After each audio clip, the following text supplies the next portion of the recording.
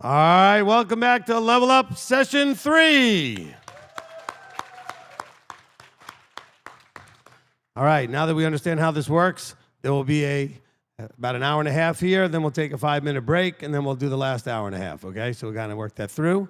All right, I'm trying to figure out again how to fit like 20 hours worth of stuff into 6, so we'll be doing the best we can here. Hopefully this is making a difference. Did you get anything out of this morning? Yeah? All right, good, good. I know this is something that a lot of you who have not taken the class have heard about, as I've mentioned it over the years, and just from the microphone occasionally. Now you're getting a little idea of what it's about. Now this course is one of the oddities now is that we're giving you all the stuff free. A lot of guys say, well, I'll give you a free session just to sell you something. So we're not anything to sell you. As a matter of fact, I'm going to take the $500 course and I'll make it free to you after this is over. Now, however, if you are inspired, maybe you want to make a pledge to the pledge campaign. To the building. Okay, this was something I did privately for me. Instead, I'm going to do this for MTOI. So, hey, if you're inspired and got a lot of value out of this, maybe you want to make a pledge to the campaign. Just throwing that out there as an idea. All right, now, so if you had questions from the morning session, we're going to get to you in a minute. How many of you, any questions from this morning? No, 1 or 2? Okay. All right, so let me just cover a couple of things, a recap sort of deal. I want to add a little bit, and then we'll go right to the questions, and then we'll get into the rest of the stuff I had planned for today, which is whatever comes out of my mouth. Okay, so how do you get to your target? Okay, we're talking about destinations and targets, all right? So these are some of the things that you're going to want to work on. You want to know what, the question you want to ask yourself, right? What do you need to fill the gap between where you are and where you want to be? Remember, there's a gap between the X starting point and the D destination, right? So these are questions that have to be asked as part of your leveling up process, right? You're assessing. Okay, what do I need to fill the gap? What capabilities or skill sets do you need to get there? Who do you need to be connected to, mentored by, instructed by? Where do you need? What kind of instruction do you maybe do you need? What training, instruction, or experience do you need? So you may want to get some specific types of skill sets in training. How about what mindset do you need? Look, your mindset has gotten you where you are. So if you don't like where you are, you might need to work on that mindset, or at least parts of it, right? Work on aspects of your mindset. And do you need any ongoing accountability? Maybe you want to have somebody that you can find as an accountability partner for that particular area of the 7 areas that you want to work on. Okay, so just throwing that out there. And let's see what I put in here. All right, so the level up process. So assess and realize that you are dissatisfied with where you are, which means you have an awareness that where you are is not the level you desire to be at. And you have an awareness that there is another level. That's another piece of this. You have to be aware that there are higher levels to go, which you should be, because whatever you're in, you probably know somebody that's at a higher level in it. Right? If your relationships are not that good, you know other people that have better relationships. Your finances are not that good, you know somebody with better finances. Your health is not that good, you know somebody with better health, right? On and on. All right. So let's see. So for the assess phase, I have this kind of written as assess, ready, aim, fire. Again, assess. Okay, so under the assessing side, okay, looking for examining yourself, doing an inventory. We'll talk about that after the questions. Mentoring, counsel about the thing that you're wanting to go and accomplish. And then the ready side is developing discipline. Discipline is not something that you go out there and study and learn. You develop it. How do you develop it? By doing it. So what is it that discipline is? Doing when you don't want to do. Doing what has to get done when you don't want to. Okay? So if you're, for example, you made a commitment, like a David Goggins, to go out there and run. It didn't matter if it was like 0 degrees outside. Didn't matter if it was raining. Didn't matter if it was snowing. Didn't matter. He was going to run. Okay? Discipline is doing it even if you don't want to. Okay? So I'm lacking discipline in my going to the gym because I don't want to enough, right? If I had discipline, I go anyway. I'm going to start developing my discipline through practicing, doing things I don't want to do that I don't need to get done. So one of the guys out there that teaches, who is a former how many star general or whatever, he teaches that this is why you should start every day making your bed. Not because you have a parent telling you to make your bed, but because you will have accomplished your very first task of the day. And it may be something you don't want to do. Some of you always make your bed. Some of you don't. I'm saying if you don't, maybe just do that because it's something you don't want to do. That's a task that you can then say, oh, good, I did something. I had discipline to do it, okay? Developing the ability to make decisions. Okay, some of you are not really good at making decisions, or some of you don't have confidence because you've made bad ones, or you don't trust yourself. Okay, these are all things that you can go find videos, books, etc. on developing skills in things like discipline and making decisions. Developing motivation, drive, and passion. Okay, well, motivation and drive has to do with the leverage. Okay, motivation and drive is leverage. Remember the carrot or the stick. Passion is just looking inside and see what do you really like. You're not going to have a passion for what you don't want to do. But if you can have a passion for what you do want to do, like say the level you're at is some place you don't want to be, can you get a passion for the level you want to be at? Because that we drive, Tony Robbins loves to talk about live with passion. Do things with passion, right? Okay. Some of you guys I know receive better from me when I do this stuff and when I teach because I have a passion about what I say. Right? I have a lot of passion and excitement, and I'm thoroughly convinced about and excited about what I'm teaching you, right? So that you can sense that level of passion. I'm not just up here, okay, it's my obligation to teach again. Let me go ahead and teach something, Okay? Develop the leverage on yourself, so you have to have that leverage.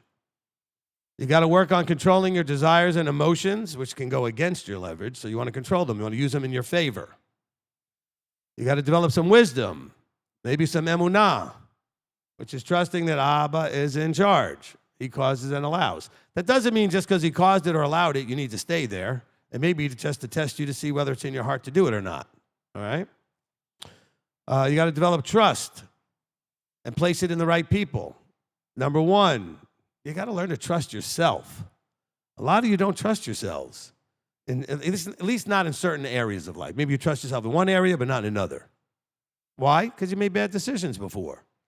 Well, you got to develop the ability to trust yourself. You got to become trustworthy, even to yourself, okay?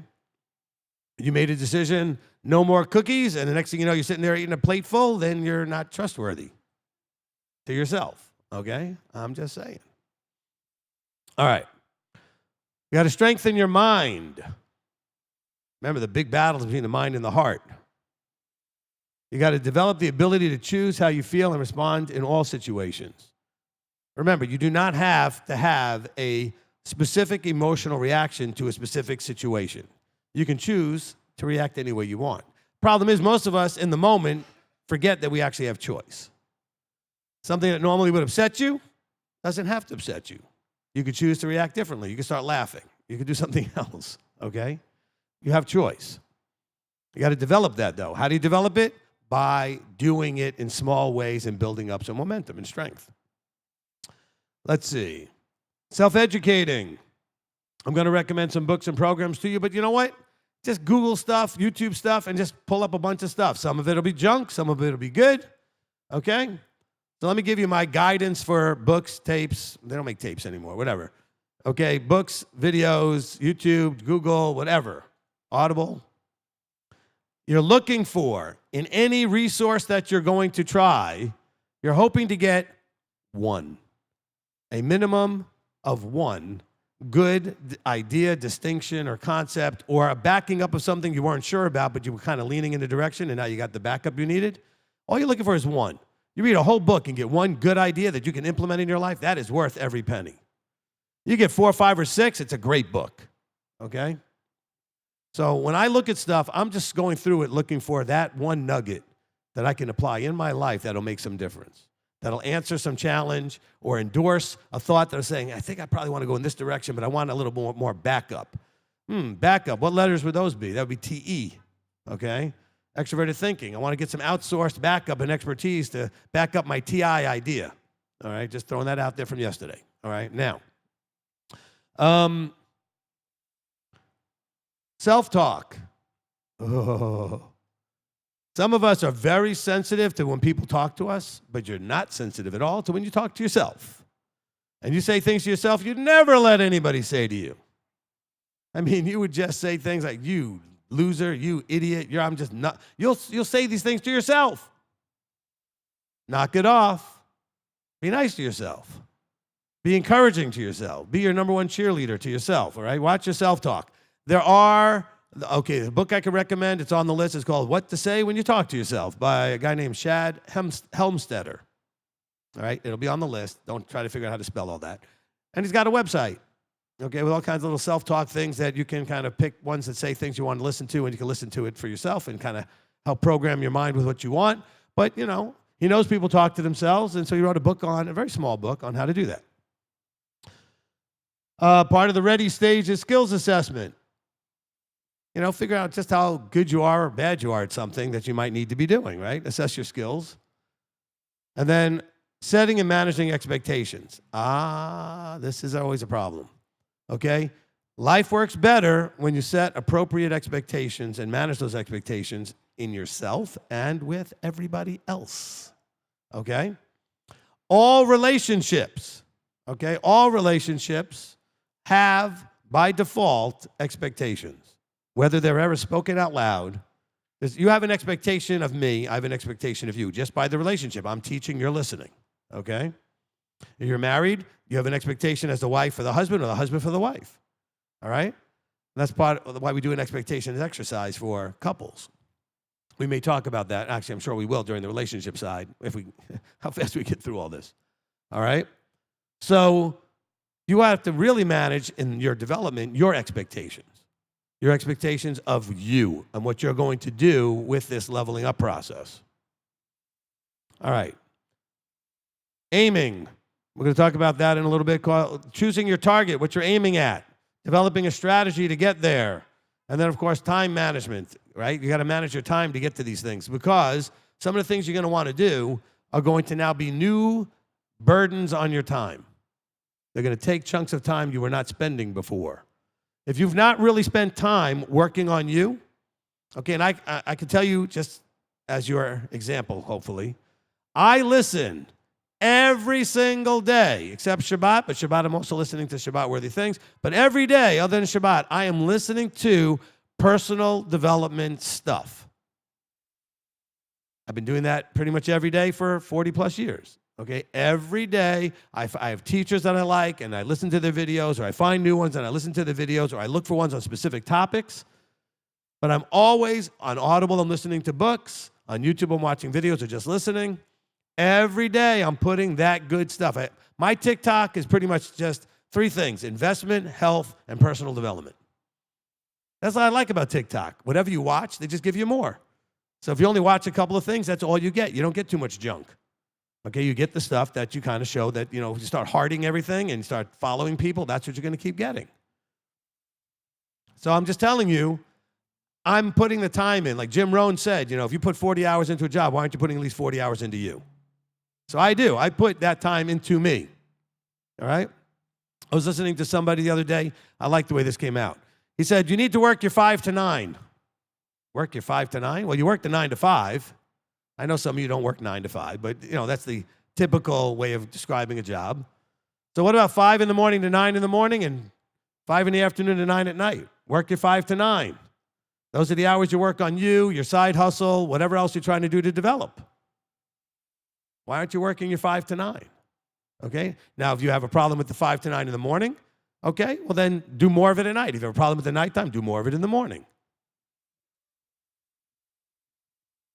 But you should be working at 5 to 9 or whatever hours you can select. Put in a bunch of hours, okay? Oh, but Rabbi, where's the time for me to be praying and studying? That's part of your time that you work on you is going to be things like studying and prayer, etc. You have to fit those things in. So there's a thing that I learned years ago when I was doing business management and sales and that kind of stuff. It's called time blocking, okay? Ever have a conversation with somebody and they're like, let me block out some time for you? That's time blocking. You're going to have a block of time that's allocated for that. So if I know I'm going to sleep 7 hours, so I'll block out my 7 hours of sleep. Then I know how much time it takes me to get ready in the morning. I block that out. Then I know how much time I have my job. Say you have to be at your job at 9 and you get off at 5. Well, 9 to 5 is blocked out. Let's say that you also know it takes you a half-hour commute. So block out the half-hour commute. Block out your meals. Block out everything that you know is kind of sort of fixed and predictable. Then any time that's not being used, block out the important things in priority. Make sure you got some time to study. Listen to a teaching, whatever you're doing. Prayer time, block those things out. Relationship time, time with your family. If you're married or if you have family, time with your family. Block these things out if you can. That way they don't fall through the cracks. All right? See, we spend a lot of time, okay, on this brilliant device, and it is. I like the phone. Phones have really good, powerful uses. They're also a big time waster, right? We spend a lot of time wasting time when we don't know what else at that moment to do. See, if you're doing something and you like, okay, let's say right now, you're here, it's 3 o'clock in the afternoon, we're doing this class. And let's say, you know this class is going to go till 6, right? So we got 3 hours. Let's say you have something to do right at 6 or 6:30. Then you're not going to think about, after this class, anything except going right to the next thing. What if you don't have anything specific? Well, then the mind can sort of just meander along, and you could end up doing all whatever, just wasting a bunch of time in between and useful, productive tasks and procedures and things that you could be doing. So the more you can schedule yourself so that it's blocked out, that way you can stay on schedule. And you're not going to waste a lot of time just, okay, I'm in between, I'm just going to get caught up on texting and this and watching Facebook Reels or Instagram Reels or whatever you're doing, okay? TikToks, etc. All right, time blocking. All right, so then we have, okay, that was part of sort of the ready, aim, fire. So fire, you got a strategy that you would have developed in the ready phase, all right? Or we called it on the screen, hold on.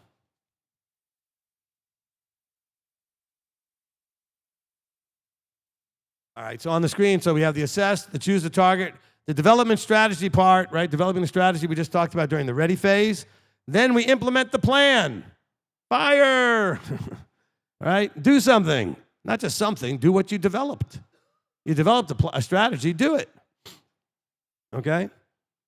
Now, maybe that part of that strategy was to go ahead and watch the videos so you could develop a skill, because the whole point was in that particular thing is you want to level up your skills. Okay? Now, I covered that. That's good. All right. Next.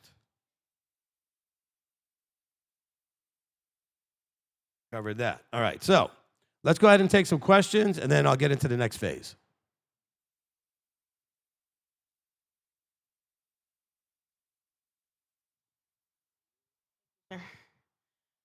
Shalom, Rabbi.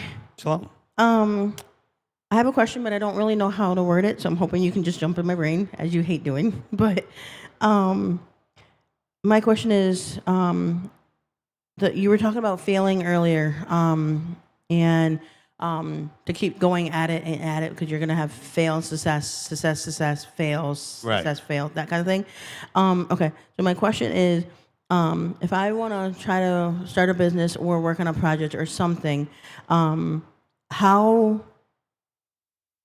So, is there ever a time where you should quit? Like, how do you know if it's something just not going to work out? Like, as in the Thomas Edison, he tried it 1,000 times. Like, is there ever a point where you should just lay it down and hang it up? Absolutely. Okay. How do you know when that is? All right. So remember when I drew out on the board F, S, F, whatever, right? The failure, success, fail, success, fail, success. Every single one of those, I'm pretty sure I said it to some degree, requires an evaluation. I failed. Why? Or it failed. Why? I succeeded. Or it succeeded. Why? Okay? So when Edison would fail, so let's say, when he talks about how many times he tried to make a light bulb, tried different types of things to make a light bulb, it didn't work. The fact that it didn't work didn't diminish his belief that it could work and it would work. He just had to find the right material, right?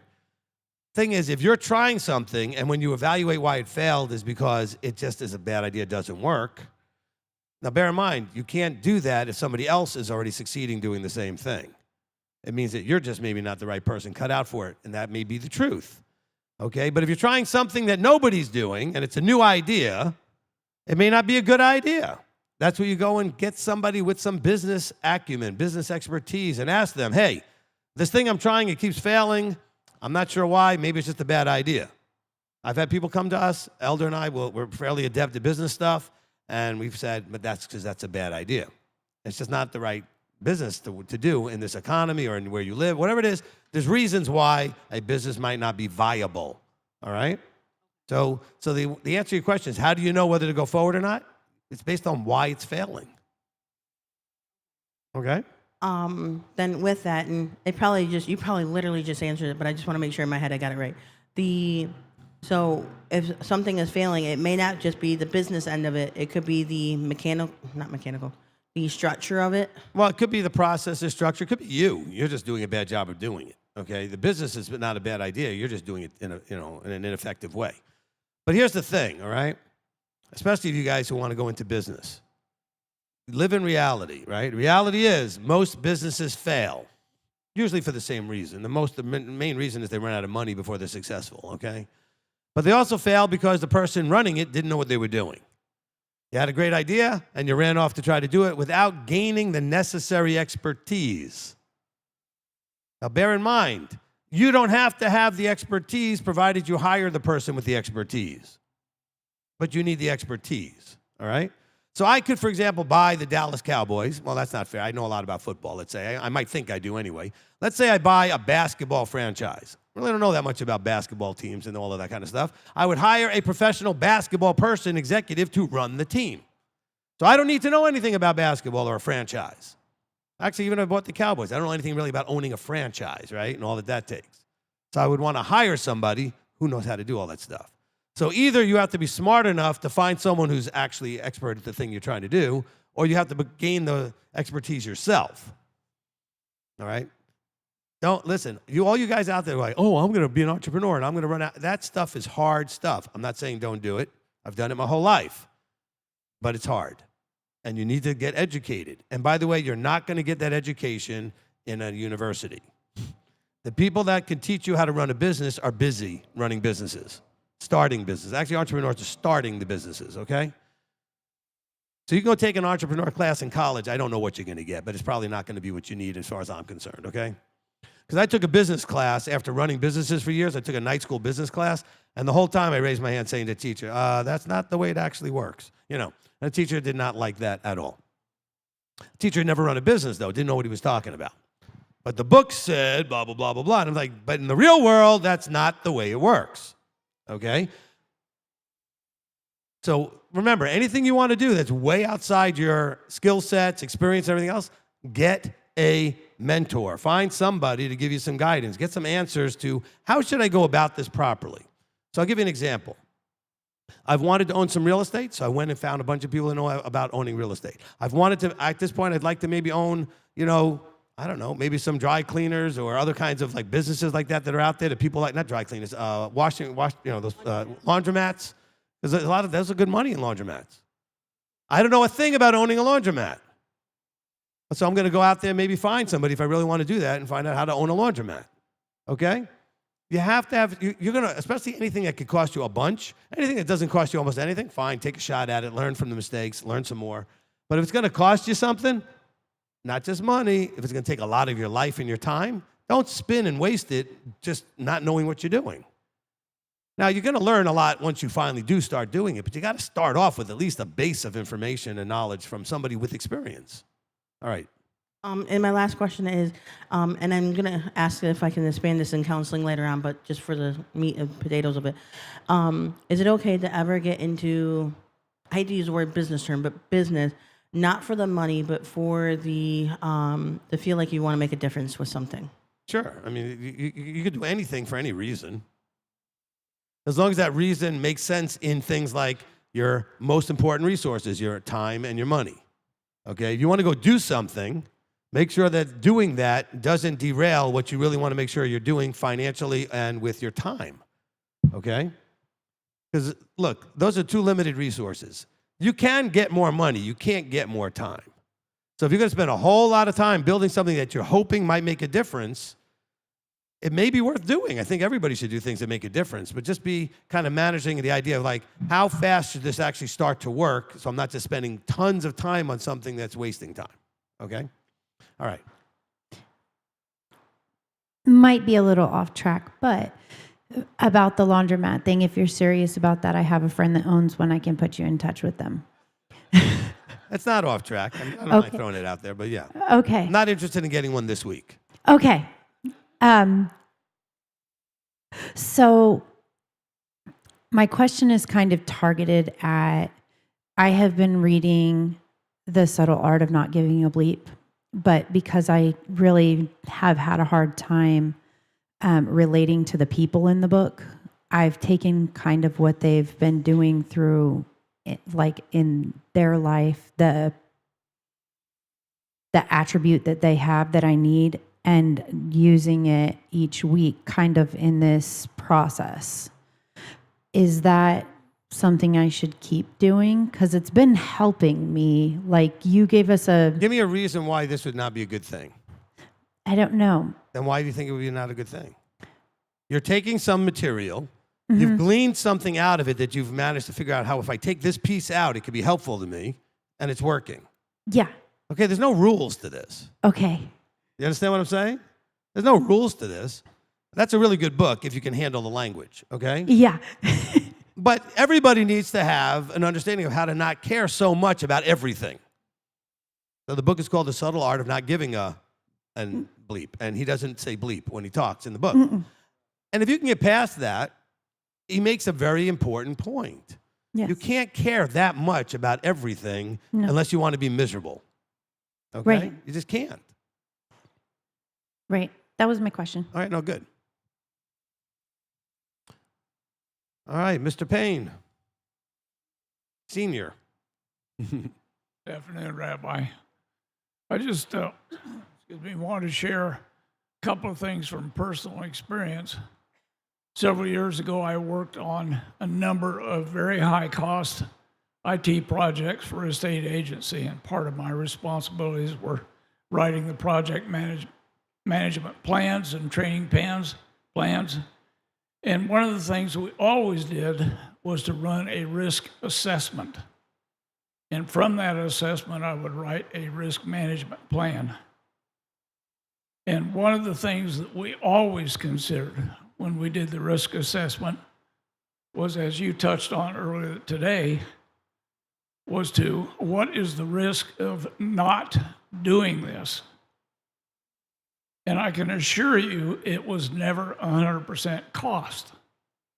We always took a look at what would be the impact on the employees. Would it have an adverse effect if we did not do this? Would it adversely affect their efficiency, their morale, etc.? And I think we have to do that in our personal life, and I think that you touched on that somewhat this morning, that if we're considering that new target and the steps it takes to get there, what's the risk of not doing it? And what is the impact going to be on our life, either positive or negative?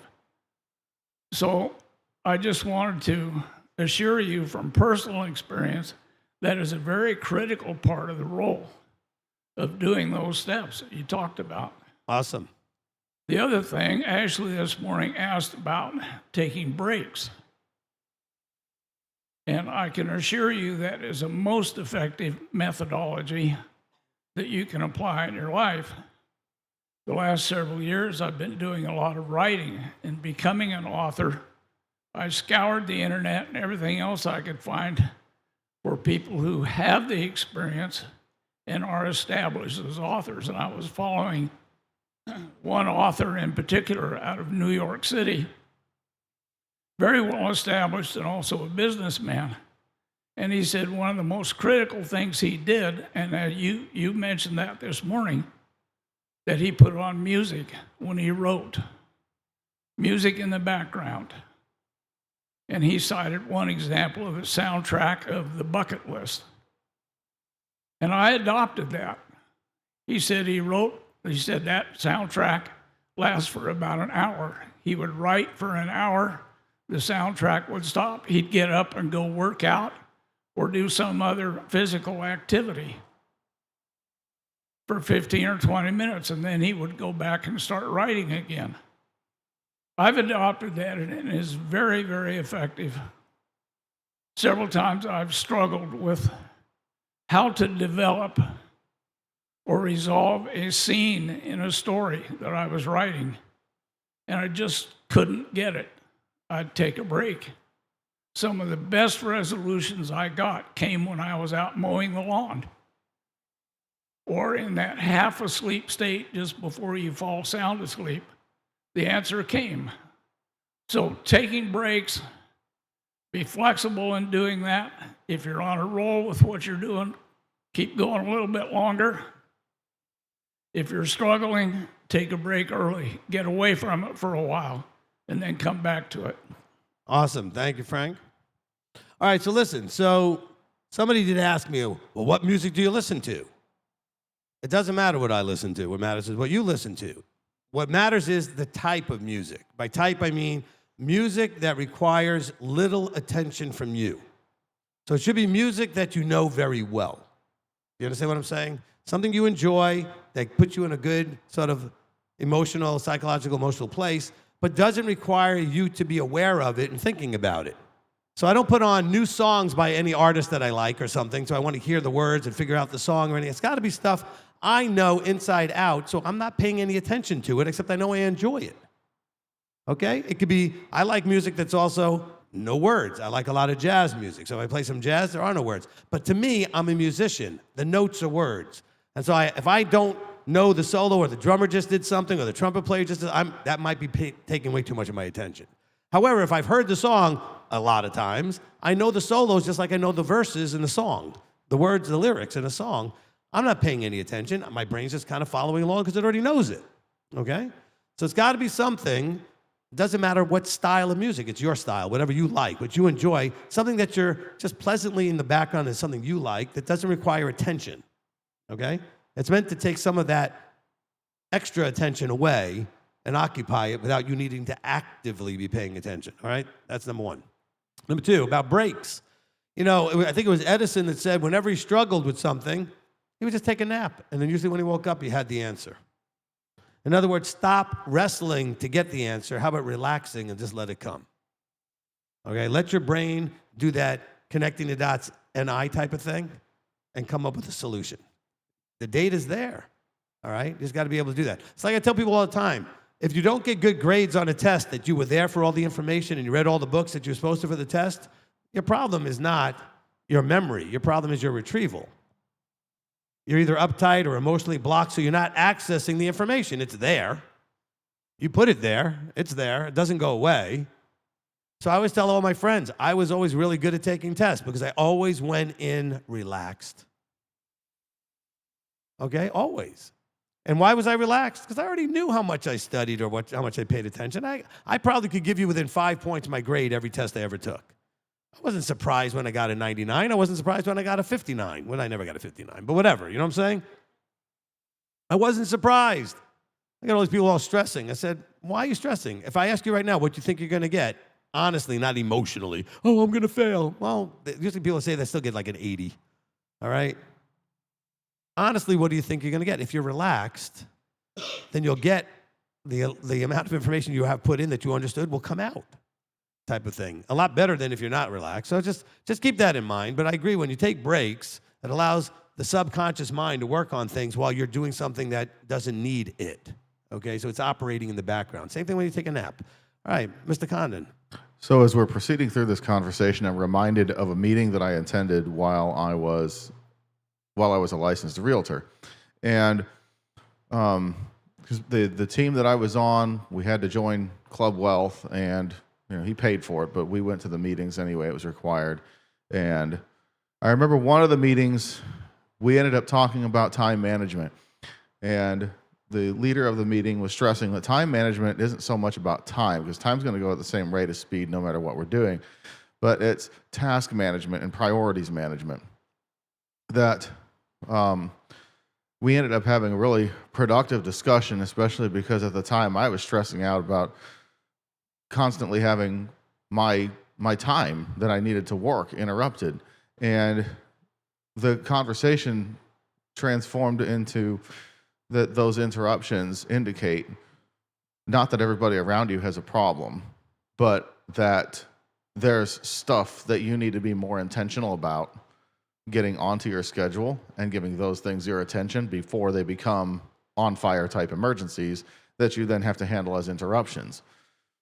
And then, at some point during that conversation, he was also saying that this has been studied, and statistically speaking, every interruption costs 11 minutes before you've even done anything to handle the interruption. Just the fact that you're getting interrupted alone costs you 11 minutes.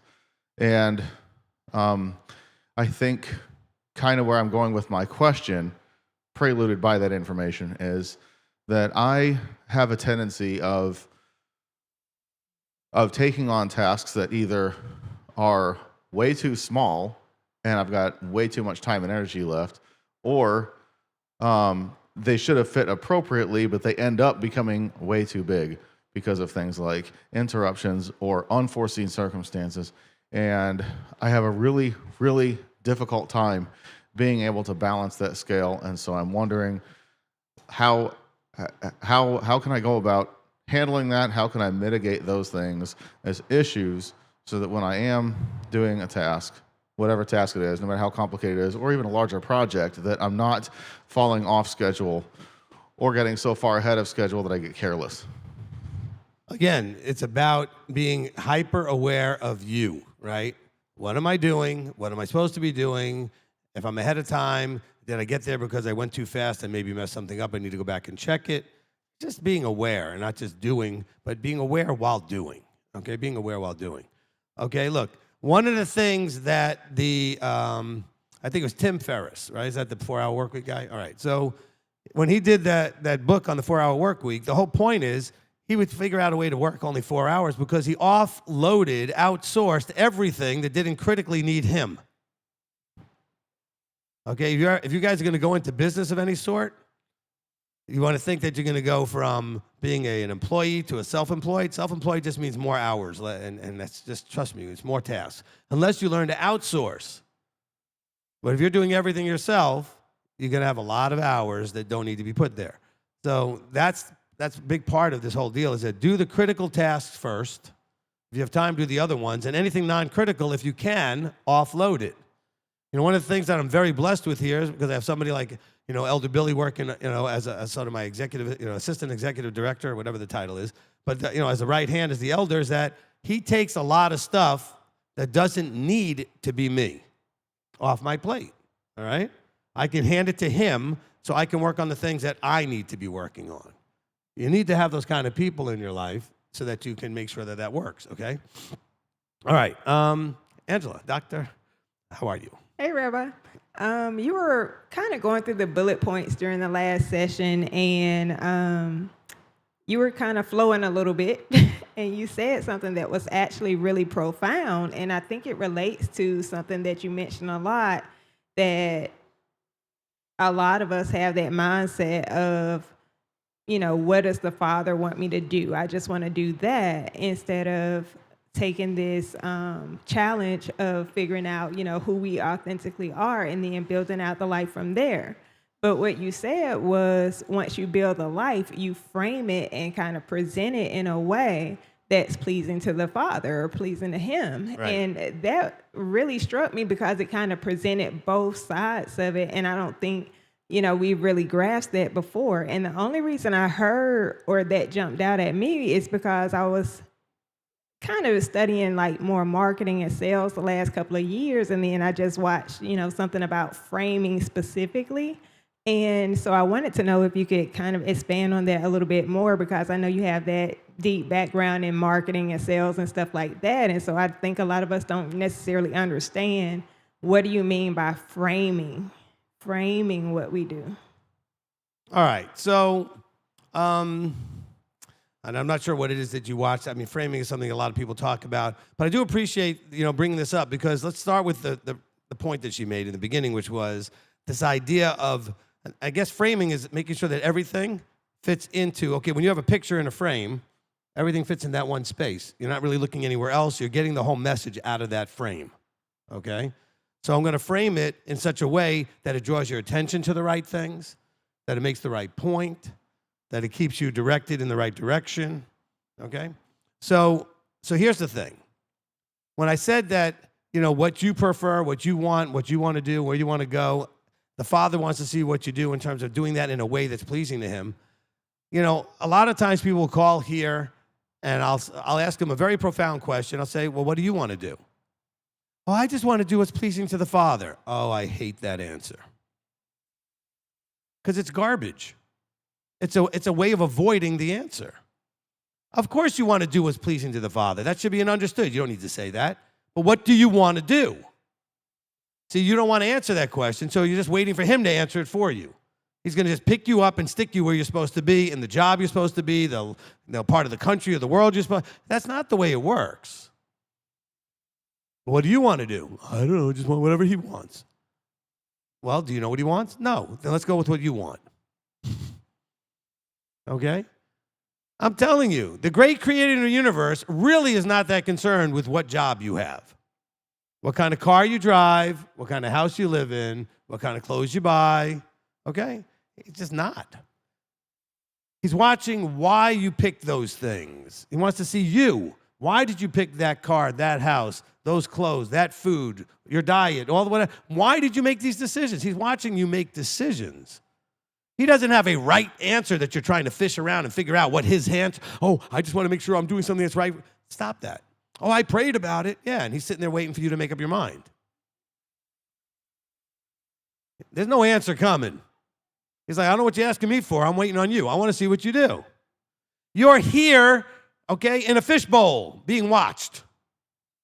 Okay? You're here to live, and he's there to watch you live to see, what are you all about? What kind of person are you? What kind of choices do you make? Do you understand this? All right? But you should also be noticing or knowing and aware that, like Dr. Mosley mentioned, you got to be aware that he's watching to see, while you're doing these things, what's your awareness of him at the same time? Are you doing this in a way that would be pleasing? Because, she's a doctor. She could do that in ways that are pleasing to him. You could be someone who works at Amazon, just grabbing stuff off of shelves and packaging them. You can still do it in a way that's pleasing him. You could be a homemaker. You could be a lawyer. It doesn't matter what you are, auto mechanic.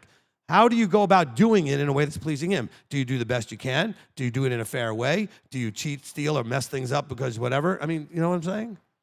But does it matter what the vehicle is that you're doing it in? It's the driver he's concerned about. So how she goes about doing her medical practice should be no different than how another person goes about doing plumbing. It doesn't matter what the thing is you're doing, how you're going about doing it, all right? Now, so every time I go and explain these things, I'm framing them into a way that makes it clearer for you, okay? Because if I just say something without giving you all the context and framework, you may apply it the wrong way. Okay, so when I give you a teaching, I might read a verse to you, and then I have to go, okay, now let me help you understand the context and framework that thing was said in. And we have to go back and read some verses. Is that helpful? Okay? So that's what framing does. It makes sure that you're seeing just that picture. See, if I just have a bunch of pictures on the wall, it may be hard to know where one picture ends and another picture begins. But if I stick it in a frame, that picture is the only thing that you're looking at in that frame. Okay? And if you have a good frame with all kinds of other things going on to kind of, put background to, different colored paper, whatever it is, to enhance your understanding of what the point is of the picture and the feel of the picture or the artwork or whatever it is that's in there, right? Okay, so hopefully that answered that question a little bit. Anybody else online? Do we have something? What, John? Hang on. There we go. Yeah, we got one question from Gabby DeMasi, and it's 3 parts. That's funny. The only online question came from somebody that's here. Her question is, I love to dream and plan for the future, and I have a vision of who I want to become. I use resources to map out the steps to get there, creating schedules and routines that seem reasonable. But when it's time to follow through, I tend to justify delaying tasks or prioritizing other things. To make up for lost time, I overload myself with tasks, which leads to burnout. I'm wondering, am I struggling with discipline, self-sabotage, a combination of both? Probably a combination, but understand, let's take the discipline first. I don't know, self-sabotage, I'd have to talk to you more to find out if there's maybe a fear okay, that's self-sabotage will be out of fear. We have fear of failure. We also have fear of success. Well, what if I do succeed? Now what am I going to do, right? So that could be where we self-sabotage. It also has to do with self-sabotage comes into play when your vision of how you see yourself doesn't match what's going on, because you may be above and beyond what you normally see yourself, and then you're going to sabotage to bring you back to where you're more comfortable seeing yourself. Classic story, all right, is, this local golf pro is in one of those open golf tournaments where the pro can play with the actual professionals that are on the tour. The local guy can play, and somehow he's in the last day playing with like Tiger Woods and those guys. This is years ago, right? And one of his friends goes, "Oh my gosh, look at you. You're playing with Tiger Woods and these guys." And in his mind, he didn't see himself on that level. And he just blew the next round to bring himself back down to where he was comfortable. Self-sabotage. He didn't do it on purpose up here. He was like, he just couldn't see himself that way. And so that ended up causing him to sabotage. Now, discipline is the other part, which is not a fear problem. There's a reason you don't want to do it problem. There's something unpalatable about it. There's a reason you just don't want to do the particular task, so you're finding other tasks to do that are more palatable, okay? So, Gabby, hopefully that makes sense for you. Discipline is avoiding something that you, for whatever reason, perceive as being, a stick. You don't want to do it. It's painful. It's uncomfortable. I don't want it. It's hard, okay? Sabotage comes from a fear that whatever level you're going to doesn't really match who you are. It's not comfortable from that point of view, all right? Okay, so you're probably doing a little of both, my best guess. Okay, that was it online? Yes, sir. All right. Now we get on to the next thing. Okay, so the first step with all of these things, we got 7 areas to deal with, is self-assessment, taking a personal inventory. All right, I do have worksheets for this. I don't have any for you today, but that's okay. I can tell you what they look like. You can make your own. All right. So we're going to do a personal inventory. So for the spiritual health inventory, and for all of these, you're first going to start off gathering information and compiling it. Then you're going to ask what it shows about you, and then you're going to ask the question: are you at the level you want to be at? Right. So with spiritual one, you're going to gather all the spiritual info. What are you going to do? You're going to look at. Really, the best thing to do is I have a tracker sheet. And the way the tracker sheet would work is you put today's date, whatever day you're starting, put the date. Then you put the activity that you were doing. I was praying. Okay, so I prayed. How long were you praying for? Not that you want to pray for a long time. I don't get you guys that are on your knees for hours. Okay, that just doesn't make any sense to me. All right, you can meditate for a long time or you can pray. Praying is quick. You shouldn't be doing a lot of talking. Okay, I don't know what you're saying. I run out of words very quickly when I pray if I'm going to be doing the talking part. I'll sit and meditate after saying the few things I need to say or ask or whatever it is I want to talk about. That would be more meditation, right? But you're going to put down your spiritual activities to get an idea of what you've been doing and how often you do it and how much time you spend. The best way to know is to do an inventory of things that either A, you can look at a history of, which you can do things like with your finances. You can look back at your older bank statements, credit card statements, and see what kind of spending you've done, right? There's a record of it. With your spiritual stuff, there's really no record of it. So this is one of the ones, and there's a few of them like this, that you're going to do going forward for like a week or two to get a sense of what you do. Now, I want you to do something very, very important. I want you to have discipline with this. Don't change anything about what you do while you're doing this. Do what you normally do. Otherwise, you're not going to get a true record. Okay? Don't all of a sudden start studying more and do this more and that more just because you know you're writing it down. Just track what you do. We're trying to get an assessment of what you're actually been doing. This is who you are at the moment, right? The you are here, right? That first X. This is your current location. Spiritually, you pray this much, you study this much, you read the Bible or not. Okay, whatever it is, you just write down. If you went to services, write down. Saturday, I went to services for 5 hours. Okay, whatever it was, write down the things you do that are on the spiritual level. Okay, with your vertical relationship. So put that down. Maybe you played some praise music and sang for a little while. Maybe you did whatever you did. I'm not going to tell you what to do. It's your vertical thing. It's your walking out your own thing, right? But whatever you do. Okay, because I may do things different than you. I may spend more time doing something, you spend less. It doesn't matter, right? And vice versa. You may spend more time and I do less. But just do an inventory first. So I want you to track these things down. So you don't need my sheet. All it is date, activity, and duration. All right? This is the date. This is what I did. And if you did more than one thing in the day, put the same date and put another thing that you did. You might want to just put the times. You know what time you did it. So you can get a sense of what time you do stuff. I was on Monday for an hour. I did this. I listened to part whatever of a teaching. Okay? I don't know. Whatever you did. Now, the next step would be then to look at the inventory after you've got a week or two's worth of information. Okay? And you're going to say, what does it show you about you? What's it show you about where is your X? All right? Where is that current location spiritually? And then ask the question, how do I feel about this level? Do I want to level it up? How can I level it up? What do I want to do differently? What's missing that I need to add? What am I doing more than I should, but it's taking away time from doing something else in terms of the same spiritual stuff? Like maybe I want to do this more or that less or whatever it is. But you assess you.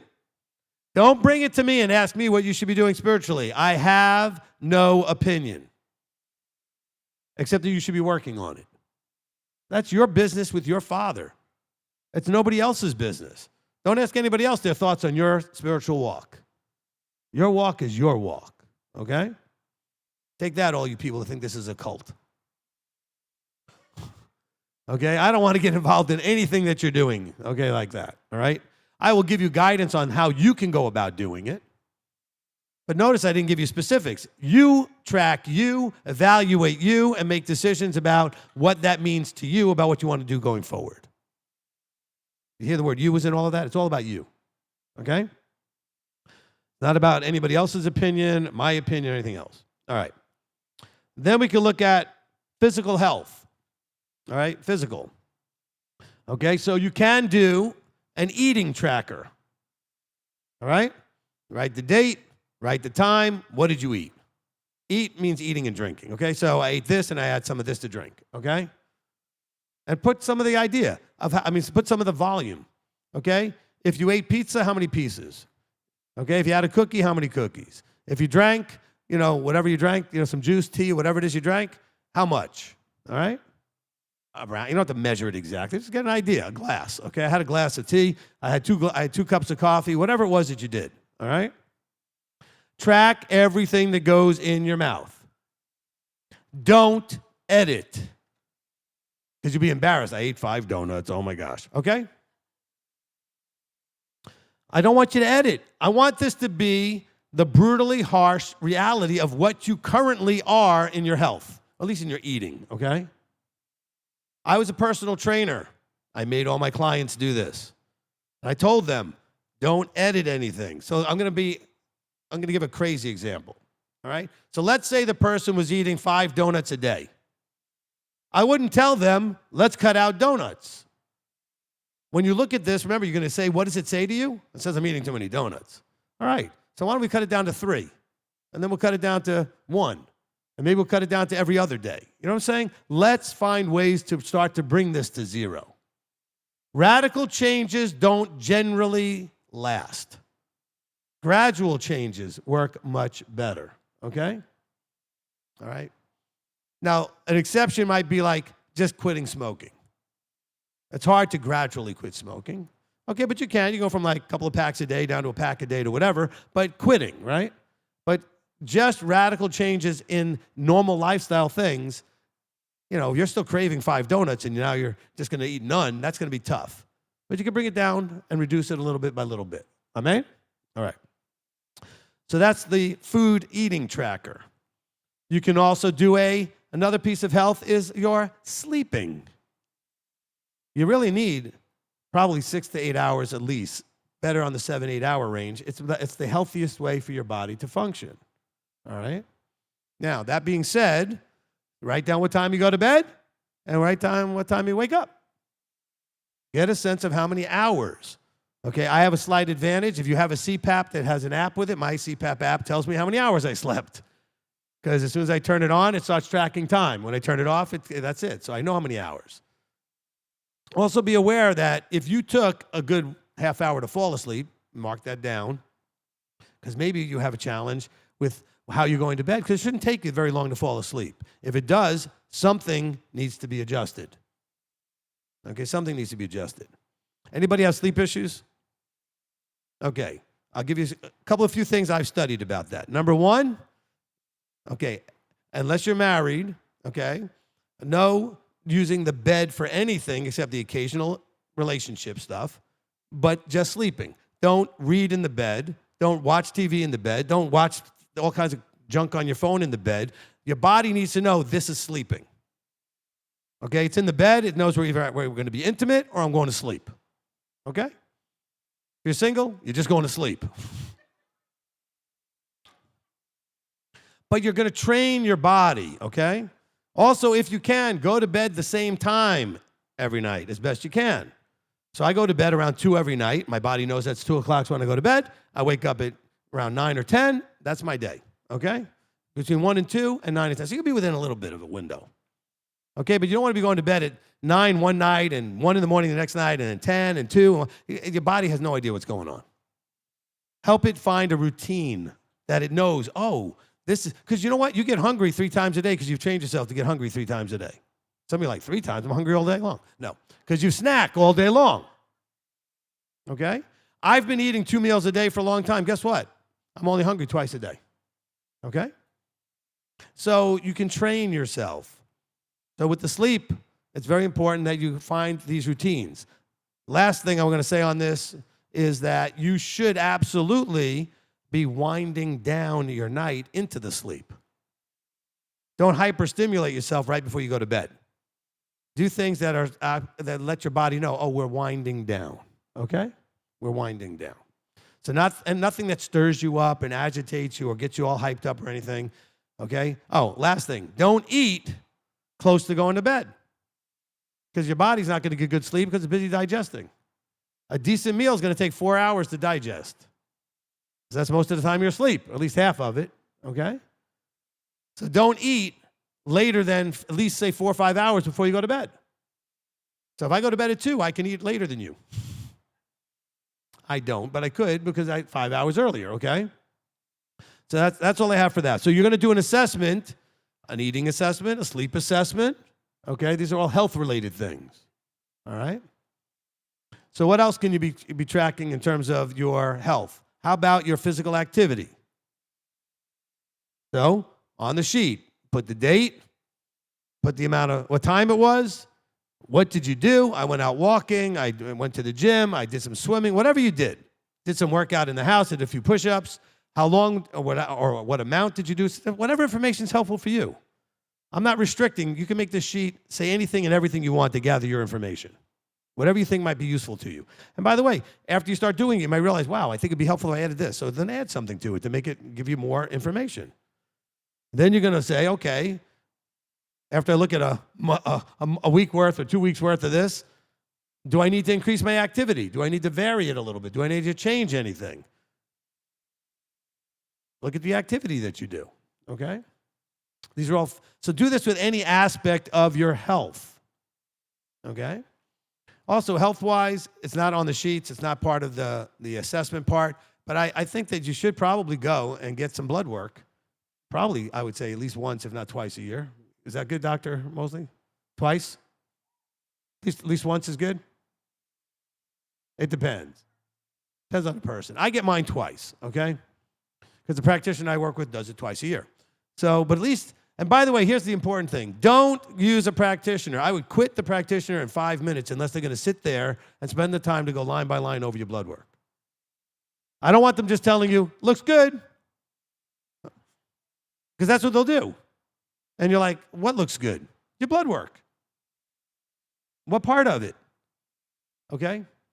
My practitioner spends almost 2 hours going line by line, looking at the last one and the new one and comparing them.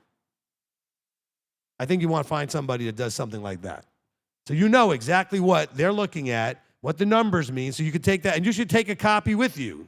They should give you a copy so you can look at it, all right? Anyway, that's just my recommendation. Is there something else with the health inventory that I'm missing? Let me just look at my papers here. I don't have it in front of me. All right, so Just kind of keep those things. So that should kind of do for that, okay? That should do for that. All right, now we have next is your financial health inventory. All right, financial health. So you're going to gather your financial information. This one should be easy for most of you. How many of you don't use cash? Use your credit card, debit card, and everything else. Okay, probably half the room. All right? You guys have it the easiest. If you don't use cash, you have an easily downloadable printout of everything you spend. Just go get your last 3 months. This is a little bit more than just doing a week's worth of watching what you eat, or 2 weeks. All right? I want you to do 3 months of bank statements, credit card statements. I'd like you to get it as an Excel spreadsheet. I don't know how to use Excel. Well, learn. In life is very much, more functional if you can use Word and Excel. You got to be able to understand the power of a spreadsheet, okay, to gather and sort information. You know what the main purpose of a spreadsheet is? To ask questions like, what if? What if I change this number? How does it affect everything else? All right? That's the point of a spreadsheet, to be able to ask what if. All right, so then you're going to take all of your bank statement purchases and your credit card purchases, sort them out for 3 months, sort them out by category. This was food, this was clothing, this was gas, this was insurance, this was whatever, this was housing, this was mortgage or rent. This was my utilities, this was my phone. That's how we make a budget too, by the way. Step 1 of the budget is doing this. And then sort everything through. So on average, you take 3 months worth of information, divide it by 3. So you can't say, well, 1 month was a lot more than another month. Well, what's it average out? On average, this is what I paid for my utilities, this is what I paid for food, this is what I paid for gas, etc.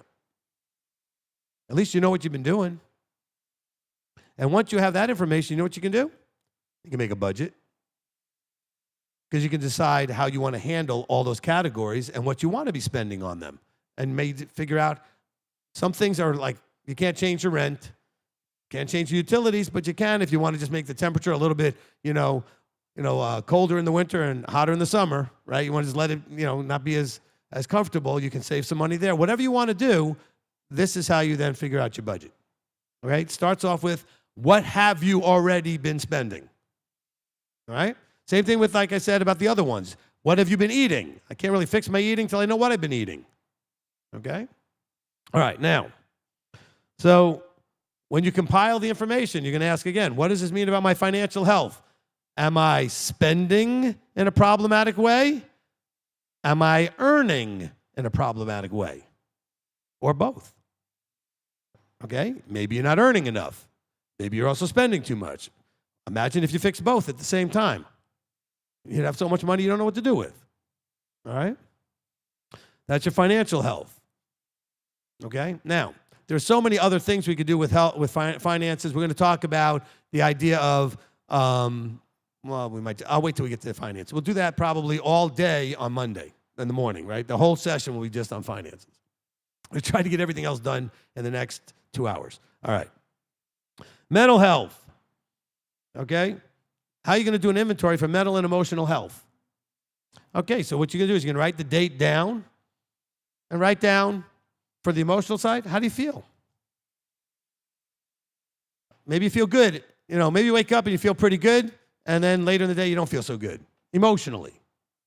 Write down, track your moods, track your feelings, track what's going on. See if you can notice what may have caused the change, if it changed.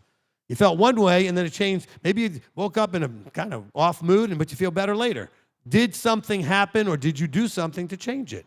In other words, you're gathering information about how you are emotionally generally flowing through your time, through days, right through the day. Same thing with your mental side. How are you talking to yourself? How are your thoughts going? Do you have thoughts that are just taking you off in all kinds of wrong directions? Track these things. I don't have the exact answer and formula. Analyze yourself and start tracking what you can to help you understand what you're doing on a regular basis, okay? That's your mental and emotional health. Then we have relationship health. How's your relationships? Let's start with family first. If you're married, how's your spouse and you? How are you doing with your spouse? You got children? How are you doing with your children? All right? You have friends? How's that going? You have relationships at work. How's that going? Coworkers, employers, that kind of thing. Employees, if you're the boss, right? Look at your relationships. Find something to track about it. Kind of make note of it on a daily basis. You know, like today, I spent time with my wife or my husband or my daughter, or today at work, I had a real good time with this coworker, or I had a real problem with this one, or whatever. Track things. And then see if you can figure out what made it work well and what made it not work well. So make some notes. Today was a good day at work. Why? Today was a bad day at work. Why? Okay? Because when I counsel people and they have problems at their jobs, I'm always asking, well, what happened? What about that bothered you? What about that felt good? What about, I'm trying to dig out and teach them how to analyze what happened. I want you to be doing a self-assessment. That's what this whole section is, right? Self-assessment. All right. And again, we'll talk about each of these the best we can and give you some more tools, but right now we're doing the first step, which is the assessment. All right? And then the last one is community health, or you know how your behavior within the community is. So, now community could be anything. When I say by anything, I mean like maybe you're part of a club somewhere, an organization somewhere. Obviously, you're part of MTOI and Beth Shalom. What's the amount of activity that you can measure there? I show up at services. I stay afterwards and help with the janitorial team, or I help, in the setting up and breaking down of the tables and the chairs. What are you doing? Or I spend a whole lot of time talking to this one person that nobody really talks to, and I was a good ear for them, because some of you were really good ears, and that's important. Because I'm not the best ear. I can be if I have to be, but it's not my natural default, right? Some of you are just great to be able to come and sit with somebody and listen, Okay? So kind of assess and see what you can measure and track about your behavior and interaction in the community. Okay? Did you visit somebody? Maybe you got to go have lunch or something with somebody, or maybe you just went to their house to visit them because they weren't able to get out or something. Whatever it is, what are you doing within the community? All right? What's your activities? So the point of all this is to see what you can do in the 7 areas. Just look at the 7. You have them from the Shavuot list, right? You'll have them on the website for this. Look at the 7 and ask, what can I track? What's measurable that I can use to assess the where I am right now, the X, okay? What information will help me assess what level I'm at currently? What's my current level? I think it's important that we be focusing on our ability to do that, all right? What is the current level? Okay, now, covered that. Oh, wait a minute. Here's my tracking sheets. Let me see what I have on here, see if there's anything different than what I told you. Let's see. Spiritual tracker was date, time, activity, and duration. We did that, right? With the finances. You guys to spend cash. And going forward without using bank statements, I did this. Everybody should do this, especially if you're broke. I was broke, okay? I had a spreadsheet ledger. Every time I spent something, I put it in the spreadsheet. Now, at the end of the month, I'd reconcile it against the bank statement to make sure their statement and my bank, my list all matched. But I knew transaction by transaction, day by day, exactly what the balance was in my account. I didn't have to just look it up on my phone, but I knew what I was spending, okay? So make a ledger. This is the date. This is what I spent it on. This is the item or category. It was automotive. It was food. It was clothing, whatever it was, all right? And then how much you spent. So I have date, item, okay, whether it was an income or an outgo, right, debit or credit, and then category. Category. It was utilities. It was food. It was miscellaneous. Miscellaneous for me is like household goods. So I bought paper towels, toilet paper, or dishwashing liquid, something, soap, right, shampoo. But you might put that as toiletries. There are no rules. What matters is that you know what you put down and you know what it means. All right? Because that's the finance one. Let me see. The emotional one I gave you correctly. Eating, activity. For our physical health, like if you're go to the gym or you walk, you swam, you did something. Yeah, and the personal relationship one, like again, date, time, what you did, and who you did it with. That's part of your relationship one. You spent time with somebody. Okay, when did you do it? What'd you do? All right. All right, that actually was good. All right, so let me just kind of encourage something to deal with the community and relationships. I think that I want to encourage all of you to do two things. All right, two things. One is do some one-on-one time. Okay? Not male-female dating type stuff. I mean, just like, you know, if you're kind of becoming friends with somebody, go spend some time with them. Go have coffee, have a snack somewhere. Just go do something together. Get to spend some time with somebody that you think might be a friend. You might have something connected with, okay? Some one-on-one stuff. Or maybe 2 or 3 people at the same time. But then also do some bigger things where it is 3 or 4 or 5 people, and you just go as a group and do something. Have a bunch of people to your house or your apartment, or all go out to the movies together, or you all go out and do, I don't know, whatever you go do. We a lot of times we go out bowling. Here's one of the things that the guys do. Just go do something. Maybe you go downtown and walk around downtown in Chattanooga. There's so much you could do. Do something together. I know we had a lady here that used to have a pass for the zoo, and she took everybody to the zoo or the botanical gardens or whatever she did, right? Spend some more one-on-one time with people to really get to know each other and see if there's a friendship and you're building those relationships, but also spend some group time together. And also you get to see a different part of the person in a group setting than in a one-on-one setting. You get to see other aspects of them, right?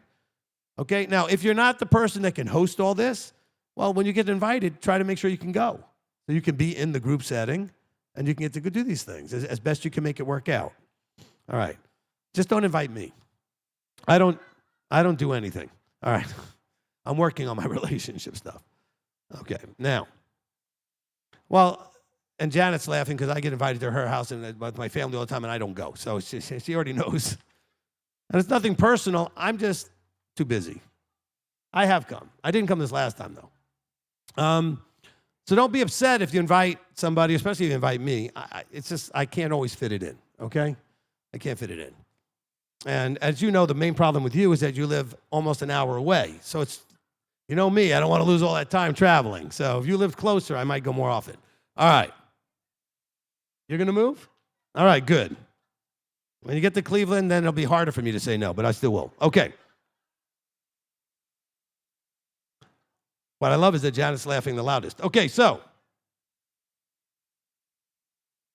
we have the assessment. Right? We got about 15 minutes to finish this session, and then we'll go into the next one. So I want to kind of put this in there. And I think I guess we'll have a 5-minute break, and then we'll start the next one. Now, you have the assessment phase, right? Assessment is gathering the info, the data, all right? That's S-I and S-E, okay? That you have already experienced or you're currently experiencing in any of these 7 areas, right? So that you can then evaluate, what is it telling you? What is it telling you about your relationships, about your health, about your finances, about your spiritual walk, about your communal activity, your community activities, about your state of mind, your mental health, your mental and emotional health? What is it telling you? Because you can't set targets until you finish with the you are here, okay? So now that you have that information, let me talk a little bit about setting targets, all right? We'll talk about setting targets, and then I'm going to start to get more into all of these different areas. All right. Number 1, you must open your mind and heart to new levels of what's possible for you in whichever area you're looking at, right? You're going to take them one at a time, the 7. Now, some of them have multiple aspects. Like you may need to, for example, let's take health, all right? You may want to deal with the actual things going in your body aspect, but also the activity level aspect. 2 different things, setting 2 different goals, all right? Each aspect of one of these 7 areas needs its own leveling up, its own target, okay? All right? I've been working very hard on my inputs, my diet, so I'm making sure I'm getting the most nutritional things that I can figure that I will be able to have as a lifestyle, but also increasing my activity level. 2 separate things with 2 separate targets, okay? But you have to be open-minded and have an open heart to believe something's possible, okay? This is where I am now. This is where I want to go. I have to believe I can get there, all right? Now, Don't judge or set targets based on the current you. You can't pick a target that's not the current you if you're locked into judging it through well, right now, I can't even do 1 push-up. Why would I set a target to be able to do 100? Don't judge through where you are now. Okay, you can't filter it through the now. All you're saying is, this is where I am now and I don't want to be there. Where do I want to be? Well, I want to be able to do 20 push-ups. Okay, good. So I can't do it now, but I've got to figure out a way to develop to the point where I can do it. Okay? You can't judge through the now. Choose and set your targets knowing that they can be hit. And then always in the back of your mind, you should be encouraged with, if others like me can do this, so can I. So if you don't know that others can do it, look up whatever it is that you're trying to do. Okay? I'll be me. Okay? I'm 62. I'm going to look for 62-year-old men doing whatever it is that I'm wanting to do. Okay? I mean, there's lots of, I got one guy who's called Fit Grandpa. He's probably around my age. I got other guys, and these guys are in great shape. I'm like, well, what are they doing? How do they do it? Right? Find somebody that matches up kind of with your current state. And now, at least that's where they were. And now we're in the state you want to get to. Okay? Because there's one thing, I'm 62. I don't want to listen to a guy who's 32 thinking, okay, but you're 32. Well, what's a 62-year-old guy doing? Okay? How are they doing it? Because I can relate to that better. All right? Now, all right, elements of setting a target. And you can write these things down or not. You can go back. I suggest you just go back and play this and write it down later, right? Number 1, be specific. Don't make some sort of general target like, I want to move more. I want to eat better. That's not specific enough, okay?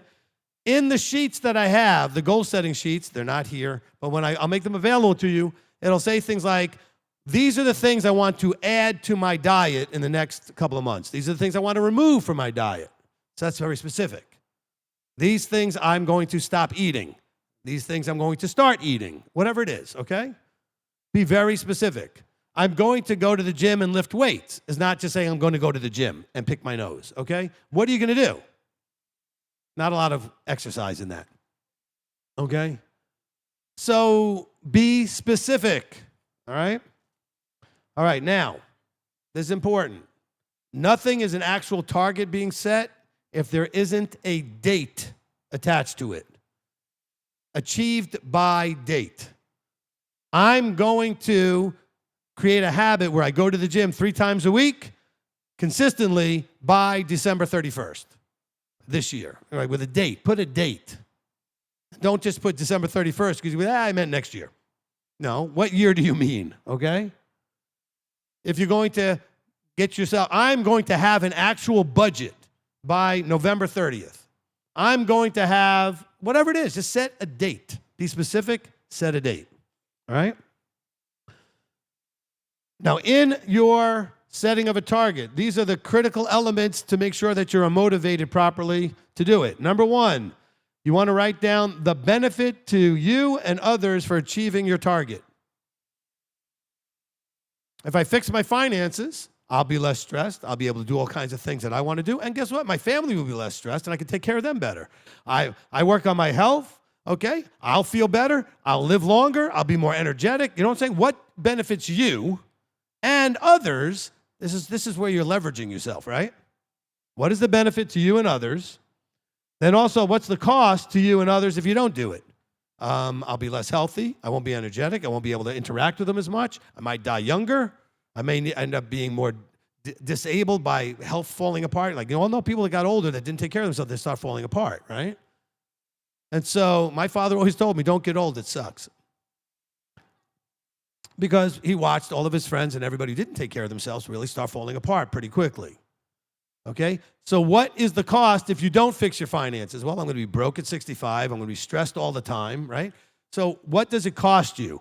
What if you don't fix your relationships? I might end up in a divorce. I might have children that don't talk to me anymore. I may get fired from my job. What if you fix all your relationships in a good way? I might have a great relationship with my boss, and I might get favor and get a nice raise. I may have a great relationship with my wife or my husband, and everything's great. My children love me, whatever it is. What is the cost? What's the benefit? Now, here's the hard part, okay? last two questions are the hardest. What is the price that you are willing to pay to achieve the target? Okay? Because it's going to cost you. That's where the discipline comes in. You got to be willing to pay the price. Okay? Fixing my relationship with my wife, if my wife and I are having problems, may cost me having to be really humble and admit I need help and get some therapy. It may cost me something, okay? You understand what I'm saying? There's a price to pay. Are you willing to pay it? Figure out the price. So when I say what price are you willing to pay, I don't mean just pick one out randomly. Figure out what the actual price you may have to pay to do that and to say that you're willing to pay it. What is the actual price? I may have to pay actual attention. Okay, let's give you a price. I probably will not say yes to anybody inviting me to a restaurant anymore. Why? I realize that I can't eat that food. Just me, not everybody. A lot of you can eat. It's not that it's bad to go to restaurants, okay? I'm realizing that my body, the way it processes things, most things at restaurants won't work for me. Not any specific ingredients. I'm not getting home. I told my wife, we went last night. I said, that's the last time. We got invited out. I said, fine. I'm not doing it anymore because I pay a price, right? Doing or not doing, you pay a price, whichever one, right? So the price I'm going to pay is I'm going to miss out on going to restaurants. Although I can tell you, when I was fasting, that 7-day fasting I told you about from a while back, I went to restaurants where people didn't eat. Talk about discipline. I was fasting, but they wanted me to come. I said, fine, I'll come. I'll just sit there. Didn't bother me. Why? Because I'd already made a commitment to not eat. Well, weren't you tempted? No. Why? Because I'd already made a commitment. You got to make commitments. Okay, so the price. So it's not just any random price. What is the actual potential thing? What could this actually cost you to make it work? All right? To fix your finances, it may cost you having to have 2 jobs. It may cost you having to give up all of your subscriptions to all the dumb extra things that you have temporarily, all right? It may cost you something. It may cost you getting rid of the expensive monthly payment car and get yourself a more of a just functional transportation that's paid for. So you're not paying your $400 or $500 a month for your car. I mean, it could cost you something, but that cost is also what motivates you to get it fixed because then you won't have the problem anymore. All right? Last question, okay? What am I willing to change, give up, or add to my life to achieve this target? Because you can't get somewhere without leaving where you were. You're going to have to give up something, and you have to add other things, right? So what am I willing to remove? You know what? Maybe to get to where you need to go, you got to remove some people. People that are just not helpful to what you're trying to do. Maybe you got to remove some of your own, default habits that you have that are just not productively getting you where you want to go. All right? I knew somebody that years ago that had dessert every meal, loved ice cream. Well, you know what? If that were me and I decided I didn't want to do that anymore, I would have to give up. Am I willing to give that up? Am I willing to give up ice cream or dessert every meal? What am I willing to give up? Okay? And so just so you understand, everybody has to have that thing that they're willing to give up because it's going to cost you. When you're making your targets, setting your targets, you have to be aware that this is going to cost you. And then you have to agree to pay the price. What happened at Sinai? Yahweh said, I will take you as my people, but it's going to cost you. You got to trust me and do what I say. And by the way, in trusting him and doing what he said, some of the things obviously benefited right away. Some of the things like, really? I don't get to do that anymore? Some of you were real upset when you had to give up your bacon and your shrimp and your whatever. You really liked that stuff. I had a few people come up to me over time going, oh, I loved shrimp so much. All right, so fine, but you had to give it up. That's a cost for having what you want, which is the relationship with him, right? So you have to make sure that you're very clear in your mind what you're willing to give up, add, or change to achieve your target, all right? Because you're going to have to do something. All right, let's see. To achieve your targets, and then we'll finish with this, and then we'll take the break. These are questions I want you to ask yourself. Who do I have to become to achieve my target? Maybe you got to become stronger in your discipline, stronger in your mind. Maybe you got to become softer in some way. Maybe you got to, who knows? Maybe you got to be more, if you're like me, red, maybe you got to learn how to be more blue. Maybe if you're blue, you got to learn how to be more red. Maybe everybody may have to be more white, have more peace. Maybe you got to have more fun, be more yellow, right? Okay? I'm just saying is using the colors as an example. Who do you have to become to achieve this? What can I do? What habits do I need to eliminate or develop? Thoughts, emotions, actions, habits. So what thoughts and emotions and actions do I need to have to get the right habits? Because if I'm going to go to the gym, let's say I'm going to go 3 days a week. Let's say that's my target. That's my goal. What thinking process and emotions do I have to make sure I go every 3 times a week? Not just 3 times a week. By the way, don't do that. Pick the days. Monday, Wednesday, Friday, Tuesday, Thursday, Sunday, whatever. Pick the days. Okay? Because if you just say 3 times a week, that's too loosey-goosey. What was the first one? First thing I said, be specific. All right? So I'm going to pick that schedule. I'm going to go boom, boom, boom. Right? Probably something like Sunday, Tuesday, Thursday. Fridays are more problematic, that kind of thing. Right? So pick your days. What actions can I take, listen now, right now to move me towards my target? One of the things I learned on one of those Amway tapes, one of the really rich guys out of Canada, a guy named Jim Jans. I don't know if he's still around. Obviously, I was a kid. He was older. Loved the tape. One of the things that he said that really inspired me is that he had a problem with procrastination. Mr. Abel was talking about that earlier, right? Procrastination. So you know how he fixed it? He sat up in his bed first thing in the morning and said, do it now 100 times. So anytime he was about to not do something, he said, nope, do it now. Do it now, do it now, do it now, do it now, do it now. Now, the other thing that they say is that the number one important thing to do when you set a goal is to do something, take some action towards that goal immediately. Even if it means just writing something down, making some sort of, do something towards that goal as fast as you can. It anchors it in, okay? It anchors it in.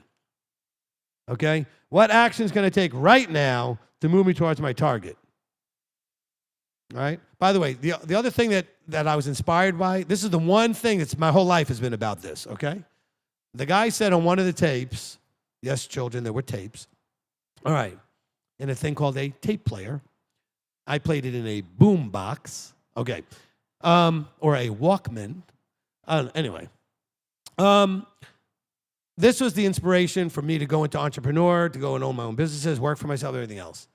He said his goal in life was to be able to be wealthy enough to do what he wanted, when he wanted, with whoever he wanted, for as long as he wanted, without regard to cost. I said, amen, brother. I was like, I'm in.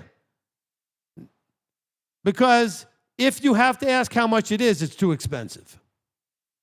All right? I'm not saying you should be spending crazy, okay? Because some of you, it'd be crazy to say, hey, you want to go out and have lunch? You're like, oh, I can't afford to eat out. I mean, so I didn't say like, hey, do you want to go fly on a plane to go eat in another country? I just said, do you want to go to Panera and have a sandwich, you know? Okay? But I was inspired by that. Find something that inspires you. So my life has been geared to it someday to be able to do what I want, when I want, with whoever I want, for as long as I want, without regard to the cost. Where the cost is not a part of the decision. Okay?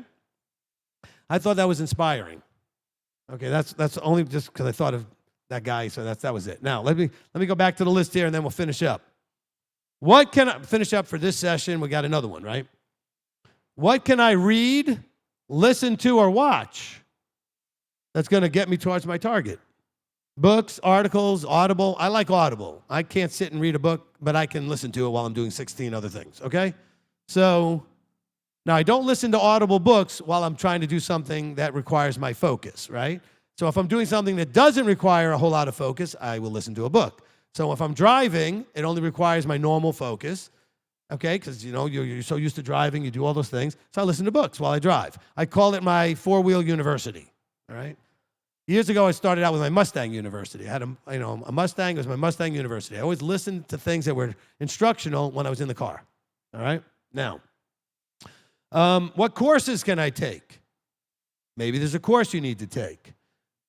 Caution, warning, Will Robinson. Okay, and those you remember Lost in Space. Okay, so here's the thing. Don't just take courses. Oh, that sounds great. It's going to teach me how to be a millionaire next week. No. That's only making the person selling you the course a millionaire next week. Okay?